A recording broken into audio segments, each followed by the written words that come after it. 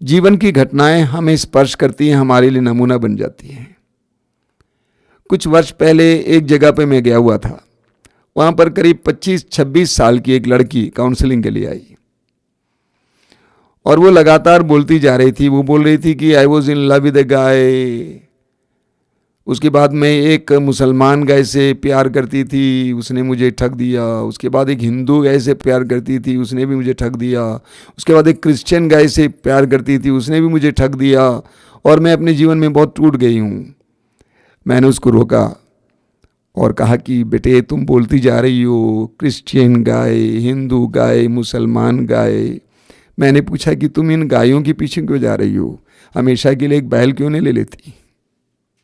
मैं एक दंपति को जानता हूं, उसकी 28 साल की लड़की अभी भी शादी नहीं करना चाहती है।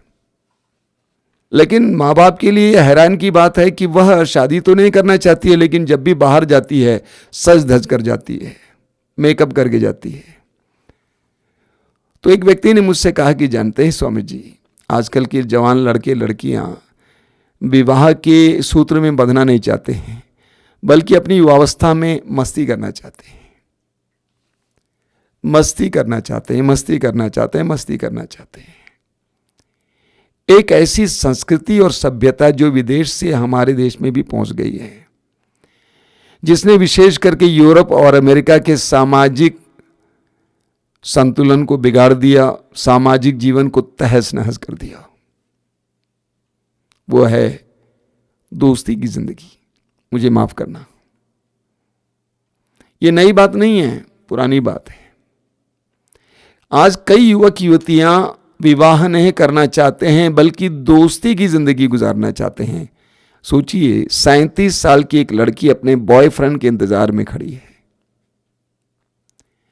विवाह में कमिटमेंट करना नहीं चाहते हैं, फ्रेंडशिप की जिंदगी जीना चाहते हैं। हमारे यहां कुछ वर्ष पहले एक जवान लड़की आई थी, करीब 28 साल की लड़की। उसको एक अंदरूनी रोग था, उसके अंदर से बहुत आवाज निकलती थी। उसके माँ बाप की वो अकेली बेटी थी। उसकी माँ बहुत दूर से यहाँ पे ले आई, कहा कि हमारी एकमात्र बेटी है। सरकारी नौकरी कर रही थी, लेकिन आज जा नहीं पा रही है क्योंकि इसके मुंह से आवाज निकलती रहती है, ओ ओ करके आवाज निकलती थी। तो मैंने कहा कि ठीक है, उसको रखिए यहाँ पे। माँ चली गई, उसको यहाँ पे रखा गया। मैंने कहा तुमको दिन भर दर्शन भवन में जहाँ पे आराधना चलती है, प्रार्थना चलती है, वहाँ पे बैठना है। 1-2 दिन के बाद हमारी बहनें मेरे पास आई, उन्होंने कहा कि उसको वहाँ पे मत बैठाइए, वो चिल्लाती रहती है, चिल्लाती रहती है। 1 सप्ताह के बाद मैंने उसको अपने कमरे में बुलाया। मैंने कहा कि बेटा, खुलकर बोलना मुझसे, झूठ नहीं बोलना, कुछ छिपाना नहीं है। आप विश्वास नहीं करेंगे, वो काम करती थी। 19 लड़कों के साथ उसकी दोस्ती हुई, गलत रिश्ता हुआ 19 लड़कों के साथ। तो मैंने उसको बैठाकर उनसे माफी मांगने को कहा और उससे प्रार्थना करने, एक तरह से प्रार्थना में मैंने उसकी अगुवाई की और कहा कि एक एक का नाम लो, उसको माफ करो। तो उसने मुझसे कहा कि स्वामी जी, अधिकतर लोगों से मुझे माफी मांगनी है, क्योंकि मैं काम करती थी, मैं पैसा देकर उनको बुलाती थी, होटल में जाती थी। एक ऐसी भयानक स्थिति जिसके कारण उसके अंदर अंदरूनी रोग आ गया है, एक प्रकार की साइकोलॉजिकल मनोवैज्ञानिक रोग आ गया है। और दुर्भाग्यवश, हालांकि वे विश्वासी हैं, क्रिश्चियन हैं, उनके माँ बाप उसको न जाने कितने ओझा सोखा के पास ले गए और उन सारी जगहों का बंधन में उसके ऊपर आ गया।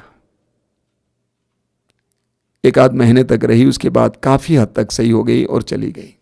मेरा ख्याल है वो काम कर रही होगी। सामाजिक जीवन को तोड़ने वाली चीज सिर्फ दोस्ती, दोस्ती, दोस्ती। आज मैं आपको दोस्ती के पक्ष में या विपक्ष में बोलना नहीं चाहता हूं, बिल्कुल नहीं। उसका पक्ष भी होता है, विपक्ष भी होता है। उसके अनुकूल भी बात होती है, प्रतिकूल भी बात होती है। लेकिन आज मैं आपके सामने कुछ व्यावहारिक बातें रखना चाहता हूं। एक लड़की ने मुझसे पूछा कि स्वामी जी, अच्छे दोस्तों से क्या खराबी है? मैंने पूछा, अच्छे दोस्त तो क्या बुरे दोस्त भी होते हैं? उसने कहा, बुरे दोस्त भी होते हैं। ये बुरे दोस्त कौन होते हैं? जो बुराई की ओर ले जाता है। मैंने कहा, जो बुराई की ओर ले जाता है वो कैसे दोस्त बना? वो कैसे दोस्त कहा जा सकता है? वो तो दुश्मन है। जो तुम्हारा सम्मान नहीं करता है, तुम्हारे शरीर का सम्मान नहीं करता, तुम्हारे भविष्य के बारे में नहीं सोचता है, एक बहन की तरह तुम्हारे भविष्य के बारे में नहीं सोचता, वो तुम्हारा दोस्त कैसे हो सकता? वो तो दुश्मन है, एक नंबर का दुश्मन। जो तुम्हारी जिंदगी को बर्बाद करने में तुला है, वो तुम्हारा दुश्मन है, दोस्त कैसे हो सकता है? तो मैं दोनों तरफ से नहीं बोलना चाहता हूं, लेकिन कुछ बातें आपके सामने रखना चाहता हूं। परिणाम क्या होता है? परिणाम क्या होता है? सबसे पहला परिणाम, मैंने कई बार आपसे कहा कि युवावस्था एक अवस्था है, कोई भी इस अवस्था में बराबर नहीं रहता है, ये तैयारी की अवस्था है, आपकी जिंदगी के लिए तैयारी की अवस्था है। अगर इस अवस्था में इंसान प्यार, दोस्ती इत्यादि में फिसल गया तो गया, अच्छा भविष्य नहीं बनता है। कितने अच्छे अच्छे टैलेंट्स दोस्ती के चक्कर में बर्बाद हो गए हैं, नंबर 1। नंबर 2, अक्सर इस तरह की दोस्तियां झूठ से बुनी हुई है, कई प्रकार के झूठ बोले जाते हैं। बोलता है, जानती हो मेरा चाचा विधायक है, हमारे बंगले के सामने 2-2 चौकीदार होते हैं, दिन को एक रात को एक। वो बेचारी लड़की विश्वास करती है, बाद में ढूंढने पे पता चला कि वो तो किराए के मकान में रह रहा है। लड़की बोलती है, जानते हो मेरी मम्मी मुझसे भी ज्यादा प्यारी है, बहुत सुंदर है, वो तो रोज ब्यूटी पार्लर जाती है। खोजने पर पता चला कि जाती तो जरूर है, लेकिन झाड़ू लगाने और टॉयलेट साफ करने जाती है। लड़का बोलता, मैंने एमटेक किया है, पता लगाने पर पता चला कि वो हाई स्कूल पास है। बहुत सारी झूठ बोले जाते हैं और दोनों तरफ से विश्वास किया जाता है। इसके अलावा बहुत सारे झूठे वायदे। एक लड़की को मैं जानता हूं, 28 साल की, बहुत दर्दनाक कहानी है उसकी। उसके घर के बगल में किराए के मकान में कुछ लड़के इंजीनियरिंग वाले रह रहे थे, 3 साल की पढ़ाई होती है, और लड़का इस लड़की के साथ दोस्ती करता है, वायदा करता है तुमसे शादी करूंगा, तुम तो मेरे घर पे रानी की तरह रहोगी, मेरे मम्मी पापा सभी लोग तुमको मानेंगे। और इसीलिए लड़की ने अपने आप को पूरी तरह से उसके हवाले कर दिया।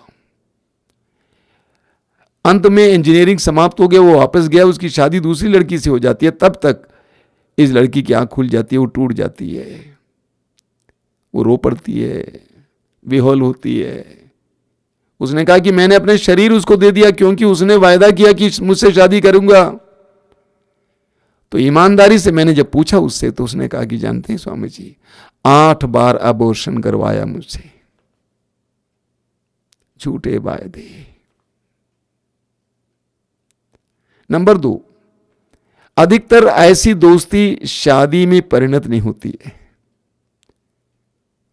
ऐसी बहुत सारी दोस्ती शादी में परिणत नहीं होती है, तो शादी हो जाती है तो लॉस, खो दिया, समय खो दिया, प्यार खो दिया, पैसा खो दिया, मौका खो दिया, लॉस। कुछ शादियां हो जाती हैं, कुछ दोस्ती शादी में परिवर्तित होती हैं, लेकिन मुझे माफ करना, कुछ शादियां उनमें से सफल होती हैं, लेकिन अधिकतर शादियां सफल नहीं होती हैं। क्यों? दोस्ती आकर्षण के आधार पे थी, उसकी आवाज, उसकी दृष्टि, उसका शरीर, उसकी बोली, उसके रूप रंग, उस आकर्षण से दोस्ती होती थी। लेकिन जब शादी के बाद एक दूसरे के साथ रहने लगते हैं तो सच्चाइयां प्रकट होती है।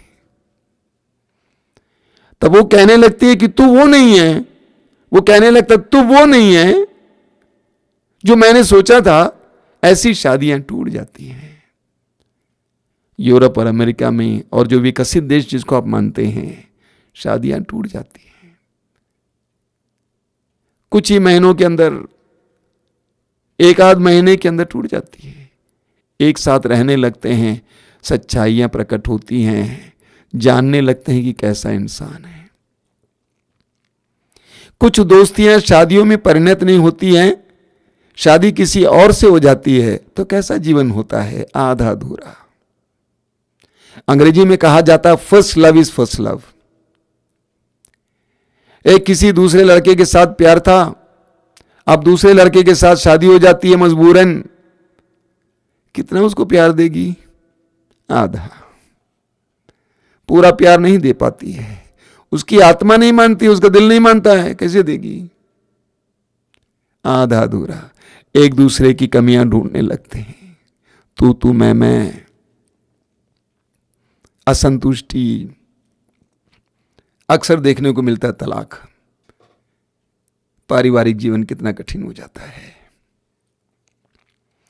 कुछ दोस्तियां शादी में परिवर्तित नहीं होती, किसी और के साथ शादी हो जाती है, वो शादी सफल भी होती है, लेकिन जो दोस्त थे वो बार बार तंग करते रहता है, बार बार टेलीफोन करता है, बार बार टेलीफोन करती है। पति पूछता है किसका फोन है बताओ, पत्नी पूछती है किसका फोन है बताओ। जवाब देते देते जिंदगी गुजर जाती है, पारिवारिक जीवन छितरा जाता है। एक ही जिंदगी होती है, हमारा विश्वास है, उसको अच्छे से गुजारना है।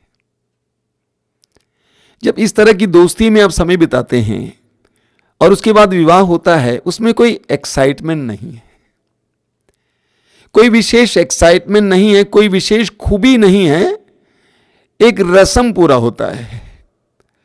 जो पारिवारिक जीवन में, दाम्पत्य संबंध में, एक दूसरे के प्रति रिश्ते में जो एक्साइटमेंट होना चाहिए, जो खूबी होनी चाहिए, वो नहीं होता है, क्योंकि वो समाप्त हो चुका है।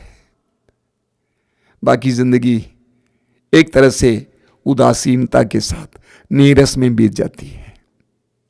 निर्णय आपका है, आप क्या चाहते हैं? एक सुखमय, एक्साइटमेंट से भरा हुआ जीवन या एक नीरसतापूर्ण जीवन, उदासीनता से भरा जीवन? इन सारी बातों पर मनन करेंगे। प्रभु यीशु ने कहा यूहन्ना का सुसमाचार अध्याय 15 वाक्य 15 में, मैं तुमको दास नहीं कहता हूं, मैं तुमको मित्र कहता हूं। मैं तुमको मित्र कहता हूं। यीशु आपका मित्र है, सच्चा मित्र, उसको मित्र बनाओ। मैं जानता हूं कि आपको एक मित्र की आवश्यकता है, एक दोस्त की आवश्यकता है। यीशु को दोस्त बनाओ और अपनी जिंदगी को उसके हाथ में समर्पित करो। आइए हम प्रार्थना करें। प्रभु यीशु, मेरे छोटे भाई बहनों को मैं तेरे हाथ में सौंप देता हूं। मैं जानता हूं कि उनकी उम्र में, उनकी इस युवावस्था में बहुत आकर्षण होता है। उनको लगता है कि वो अच्छा है, लेकिन अच्छा नहीं है। उनको लगता है कि अच्छा है, लेकिन अच्छा नहीं है। प्रभु, मैं प्रार्थना करता हूं, विवेक का वरदान दीजिए, विवेक का वरदान दीजिए, ताकि अपनी जिंदगी से एक पल भी बर्बाद ना करें, बल्कि कीमती समझकर आगे की ओर, लक्ष्य की ओर ले जा सकें।